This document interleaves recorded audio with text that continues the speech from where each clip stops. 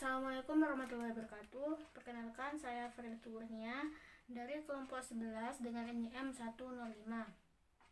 Di sini saya ditemani oleh teman saya yaitu Novridian Firmansyah.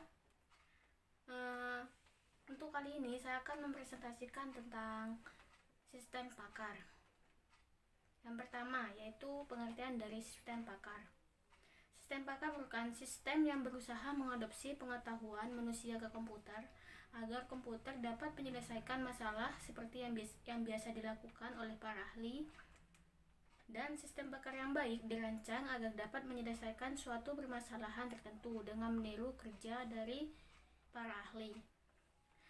Sistem pakar ini juga mampu merekomendasikan suatu rangkaian tindakan pengguna untuk menerapkan koreksi sistem. Sistem ini memanfaatkan kapabilitas penalaran untuk mencapai suatu simpulan.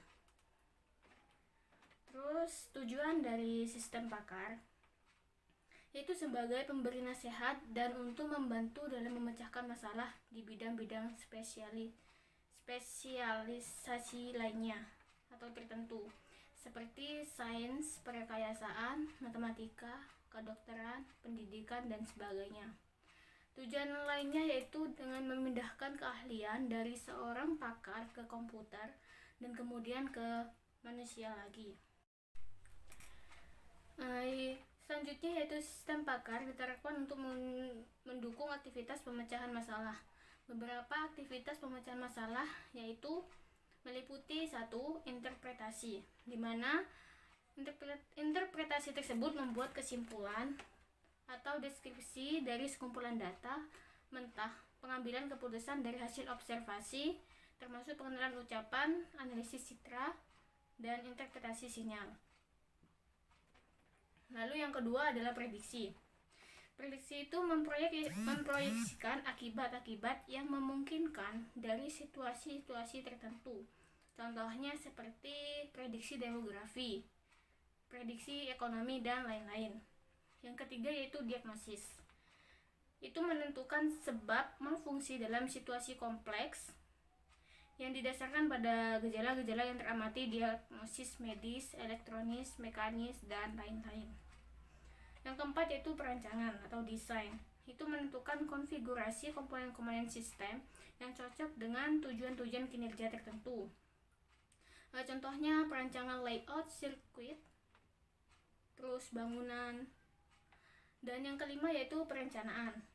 Perencanaan itu seperti merencanakan serangkaian tindakan yang akan dapat mencapai sejumlah tujuan dengan kondisi awal tertentu. Contohnya seperti perencanaan keuangan, terus militer, dan lain-lain. Yang keenam yaitu monitoring. Monitoring ini membandingkan hasil pengamatan dengan kondisi yang diharapkan. Contohnya seperti computer aided monitoring system. Yang ketujuh yaitu debugging. Itu menentukan dan menginterpretasikan cara-cara untuk mengatasi malfungsi. Contohnya seperti memberikan resep obat terhadap kegagalan. Dan yaitu intrusi. Nomor 8 yaitu intrusi. Mendeteksi dan mengoreksi defisiensi dalam pemahaman domain subjek. Contohnya seperti melakukan intrusi untuk diagnosis dan debugging. Nomor 9 yaitu ada kontrol, di mana mengatur tingkah laku suatu environment yang kompleks. Contohnya seperti melakukan kontrol terhadap interpretasi, perbaikan, dan monitoring kelakuan sistem. Selanjutnya itu struktur sistem pakar. Di sistem pakar ini terdapat 2 bagian pokok, yaitu ada lingkungan pengembangan atau development environment dan lingkungan konsultasi atau consultation environment. Lingkungan pengembangan digunakan sebagai pembangun sistem pakar baik dari segi pembangunan, komponen maupun basis pengetahuan. Dan lingkungan konsultasi digunakan oleh seseorang yang bukan ahli untuk berkonsultasi.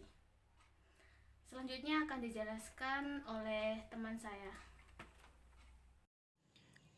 Terima kasih. Di sini selanjutnya saya akan melanjutkan dari struktur sistem pakar.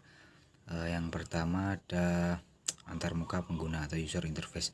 Antarmuka merupakan mekanisme yang digunakan oleh pengguna dan sistem pakar untuk berkomunikasi.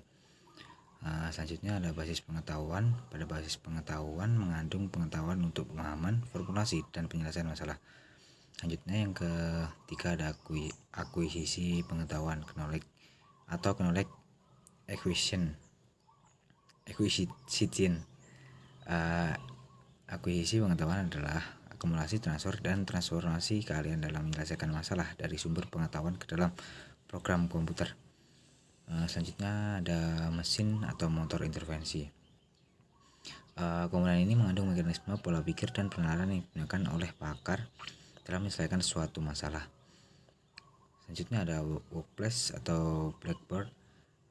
Workplace merupakan area dari sekumpulan memori kerja atau working memory. Workplace ini digunakan untuk merekam kejadian yang sedang berlangsung, termasuk keputusan sementara. Selanjutnya ada fasilitas penjelasan. Pada fasilitas penjelasan adalah komponen tambahan yang akan meningkatkan kemampuan sistem pakar, digunakan untuk melacak respon dan memberikan penjelasan tentang kelakuan sistem pakar secara interaktif melalui pertanyaan. Selanjutnya ada perbaikan pengetahuan. Pada pakar ini memiliki kemampuan untuk menganalisis dan meningkatkan kinerja serta kemampuan untuk belajar dari kinerjanya. Selanjutnya di sini ada penerapan sistem pakar. Yang pertama, sistem pakar dalam pembelian. Sistem ini berfungsi untuk menilai dan memilih pemasok atau supplier dengan pertolongan dan pengiriman barang secara optimal, di mana dalam hal ini menunjang pemasok yang potensial. Selanjutnya, sistem pakar mengenai suku cadang mesin percetakan. Sistem ini menunjang pengujian secara teknis dari pesanan langganan dalam mesin cetak dan suku cadangan yang diinginkan. Selanjutnya ada sistem pakar mengenai konsultasi program bantuan dari kredit bank. Sistem ini membantu pada konsultasi tentang program kredit bantuan pada institusi publik. Selanjutnya ada sistem pakar mengenai strategi perencanaan. Sistem ini berbasis sistem penunjang keputusan atau DSS untuk strategi perencanaan produk yang dikembangkan dari integrasi sistem konvensional dan prototip sistem pakar. Di sini ada beberapa contoh dari sistem pakar. Kita mengambil beberapa contoh. Yang pertama ada XCON. Sistem ini membantu konfigurasi sistem komputer terbesar. Selanjutnya ada Excel. Sistem ini membantu karyawan bagian penjualan dalam memilih komponen sistem FAQ atau sistem komputer FAQ I 1/730. Selanjutnya ada prospektor. Sistem ini membantu ahli geologi mencari dan menemukan deposit. Selanjutnya ada folio. Sistem ini menolong stockbroker dan manajemen dalam menangani investasi bagi kepentingan langganan. Dirancang khusus untuk membantu para pencapaian keuangan untuk memperkecil kemungkinan kerugian karena pajak, inflasi, atau faktor-faktor lainnya. Terima kasih. Sekian dari kelompok kami. Bila ada salah kata atau kurang dari penjelasan kami mohon maaf. Terima kasih. Assalamualaikum warahmatullahi wabarakatuh.